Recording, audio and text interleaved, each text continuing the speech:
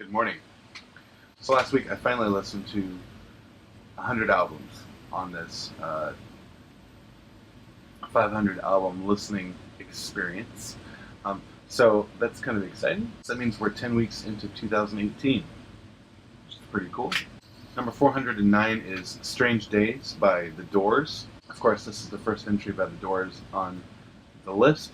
Now, I've tended in the past to sort of be skeptical of The Doors. I don't know the reason why. This album really caught my attention. It was done very well. The songs were lean, and yet they had a lot of content, I think, in them, musically and lyrically, for the most part. Jim Morrison's voice, it's more impressive to me the older I get. I think when I was younger, I didn't understand that you could have a relatively deep rock voice and still sound so good. And I think it'd be hard to deny that the Doors paved the way for a lot of other artists. So I'm giving Strange Days a 4.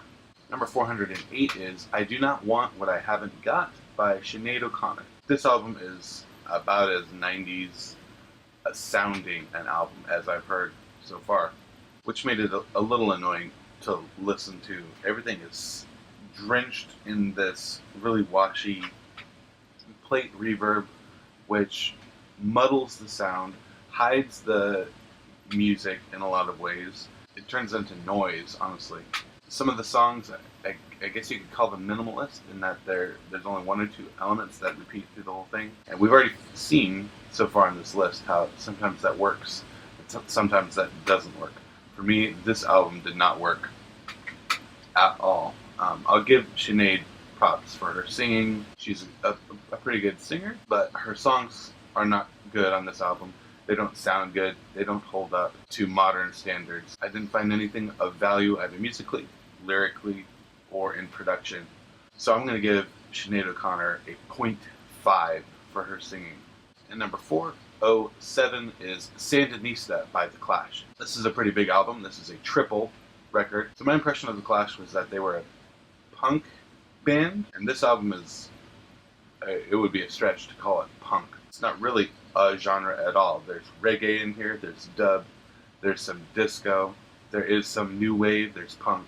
Epic and sprawling are two words that I might use to describe it. Very ambitious in scope. An album like this makes it hard to determine what's good and what's not good in music.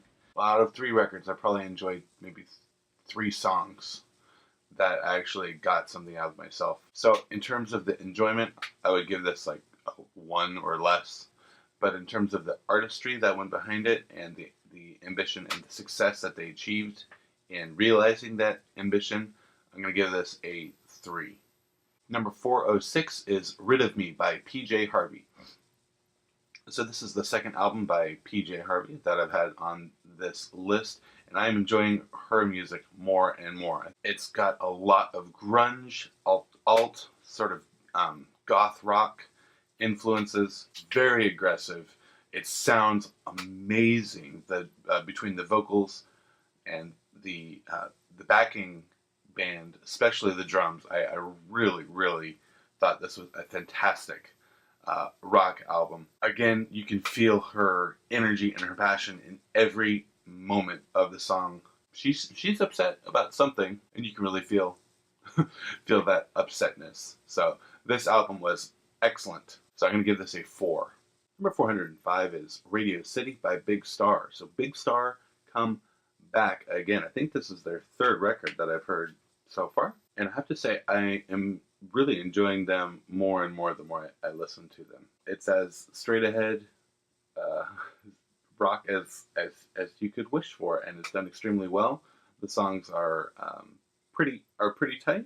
They're performed well. I wouldn't call them artistically extravagant. It's like the opposite of the Clash's album that we just talked about.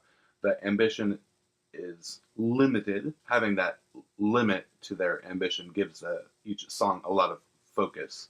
Like, they don't get distracted by like sounds. They just want to play the songs, and I appreciate that. I really do. As a good rock album, this was a 3 for me. Number 404 is Dr. John's Gumbo by Dr. John. It's 70s rock, but it's done through the filter of the 19 teens and 1920s, like early jazz almost. And it's done with that New Orleans flavor. It's hard to describe unless you know the music that I'm talking about. He plays in such an interesting way. It's almost like Elton John meets Thelonious Monk, which is to say they're harmonically adventurous, but really funky, deeply jazzy, and just really, really cool to listen to as a pianist. So I super enjoyed that. I couldn't imagine a better example of this style of music, even though I can't think of what style that is. But I'm going to give this a 4, because you need to listen to it. It's pretty great. 403 is pronounced Lynyrd Skynyrd by Lynyrd Skynyrd. Another rock classic in every way. The songs and the playing are just stellar, like great in every way. Everything is super tight, really lean. There's something about these songs that's more than each part by itself. And then when you put them all together, they add up to more than they should. What would they call that? An X factor. Anyway, a really great record by a great rock band. This is a 4. Number 402 is Illmatic by Nas. So the interesting thing about rap for me, especially in listening to this list, is to hear the progression from where rap was in the 80s and how it starts to evolve in the early 90s to where it turns into by 2000, like 99 and 2000. I hear this mostly in the delivery of the raps as well as the production of the beats underneath. The rapping by Nas has more lyricism than the earlier stuff. They're starting to do internal rhyme. The rhyming starts to change from being at the end of a line, like Jack and Jill went up the hill, to rhymes that are contained within a sentence. I think not as sophisticated as Notorious B.I.G.'s raps, but as an example of the genre, is pretty good. So I'm going to give this a 2.5.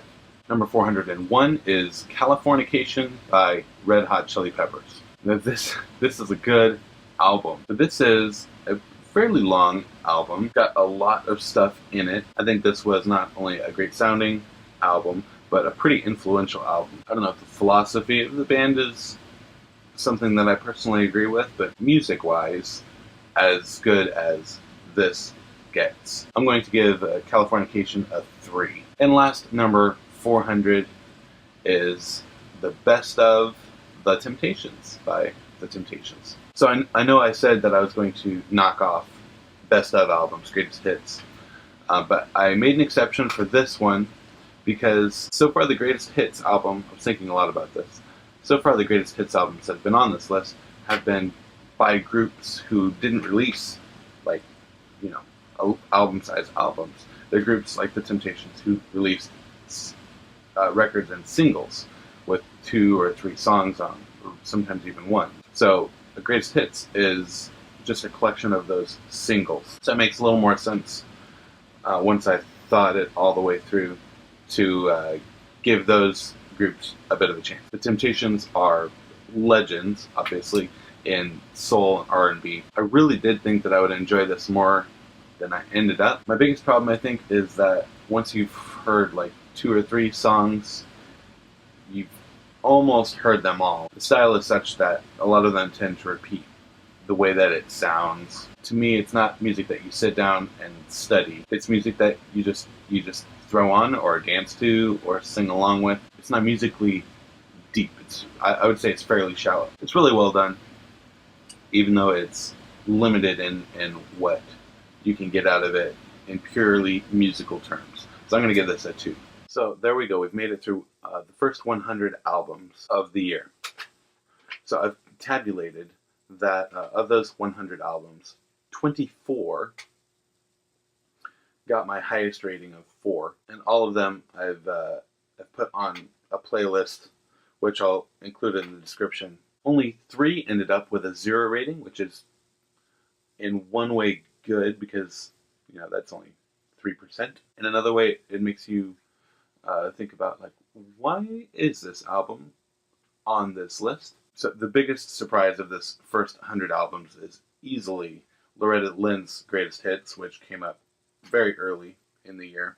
I gave that a 4, and I was amazed at how much I enjoyed those songs, because I usually wouldn't say that that was the type of music that I listened to. Easily the worst album of this 100 album set is Destroyer by Kiss. What a waste of time that was. I never want to hear that or think about it again in my life. So what did I take away from this first 100 albums? I'd like to say I think I'm more musically diverse now than when I started, which is part of the point of the project, so I'm happy that that has happened. Really can learn something from anything, even if it's something that you disagree with, even if it's something that you don't enjoy. You can learn something about yourself. You can learn something about music in general. You can learn something about the world that you wouldn't have necessarily thought of before. So much music out there that it's impossible to listen to it all, to experience it all. But I think the more that you branch out from what you're comfortable with, the more you listen to things that you wouldn't always listen to, the better you're going to be, both as a listener, if you're a musician, as an artist, as a reader, as a learner. I think the more that you stretch yourself, the more that you grow. It's a big part of the point of music, the point of art, is to learn about ourselves, learn about our world.